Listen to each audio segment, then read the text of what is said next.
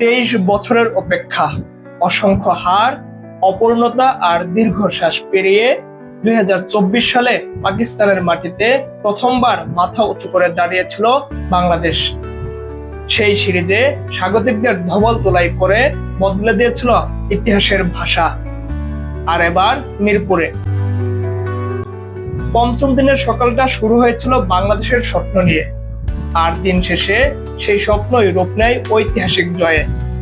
268 রানের লক্ষ্য তাড়া করতে নেমে শুরুতেই ভেঙে পড়ে পাকিস্তানের টপ অর্ডার। তাসকিন আহমেদের সুইং আর তাইজুল ইসলামের স্পিনে চাপে পড়ে সফরকাররা। মাঝে পথে আব্দুল্লাহ ফজল আর সালমান আগা প্রতিরোধ করার চেষ্টা করেন, কিন্তু সেই প্রতিরোধও বেশিক্ষণ টেকেনি। টাইগারদের হয়ে আগুন ছড়ান নাহিদ রানা। গতি আর আগ্রাসনে একের পর এক উইকেট তুলে নিয়ে পাকিস্তানের ব্যাটিং লাইন আপ ছিন্ন ভিন্ন করে দেন তরুণ এই পেসার। রিজওয়ান, শাকিল থেকে শুরু করে শেষ সারির ব্যাটার কেউই দাঁড়াতে পারেনি তার সামনে।